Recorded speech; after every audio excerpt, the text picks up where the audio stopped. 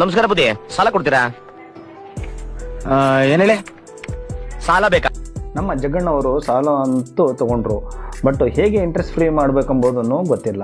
ಅದೇ ಥರ 90% ಮೇಲ್ಗಡೆ ಜನರಿಗೆ ಹೇಗೆ ಇಂಟ್ರೆಸ್ಟ್ ಫ್ರೀ ಮಾಡೋದು ಗೊತ್ತಾಗೋದಿಲ್ಲ. ಇಲ್ಲಿಂದ ನೋಡಿ, ಒಂದು ಉದಾಹರಣೆ ಜೊತೆಯಲ್ಲಿ ಒಂದು 25 ಲಕ್ಷ ರೂಪಾಯಿ ನಮ್ಮ ಜಗಣ್ಣವರು ಹೌಸಿಂಗ್ ಲೋನನ್ನು ತೊಗೊಂಡಿರ್ತಾರೆ. ಅದು ಬಂದ್ಬಿಟ್ಟು ಬಡ್ಡಿ 9%, ಟೋಟಲ್ ಟರ್ಮ್ ಬಂದ್ಬಿಟ್ಟು 25 ವರ್ಷ ಆಗಿರುತ್ತೆ.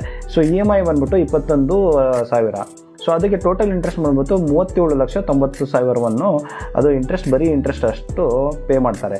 ಸೊ ಇಲ್ಲಿದೆ, ಈಗ ನಾವು ಹೇಗೆ ಇಂಟ್ರೆಸ್ಟ್ ಫ್ರೀಯನ್ನು ಮಾಡ್ಬೋದು ಎಂಬುದನ್ನು ತಿಳ್ಕೊಳ್ಳೋಣ ಬನ್ನಿ. ಸೊ ಬರೀ ನಿಮಗೆ ಪ್ರತಿ ತಿಂಗಳು ಬರೀ 3,000 ಮ್ಯೂಚುವಲ್ ಫಂಡ್ SIPನಲ್ಲಿ ಹೂಡಿಕೆ ಮಾಡಿಕೊಂಡು ಹೋದರೆ 25 ವರ್ಷವರೆಗೆ, ಸೊ ಎವ್ರೇಜ್ ರಿಟರ್ನ್ ಬಂದ್ಬಿಟ್ಟು 14%. ಸೊ ಅದ್ರ ಮೇಲೆ ನಿಮಗೆ ಟೋಟಲ್ ನೀವು ಅಮೌಂಟ್ ಹೂಡಿಕೆ ಮಾಡಿರೋದು 9 ಲಕ್ಷ. ಸೊ ನಿಮಗೆ ರಿಟರ್ನ್ಸ್ ಬಂದ್ಬಿಟ್ಟು 81 ಲಕ್ಷ.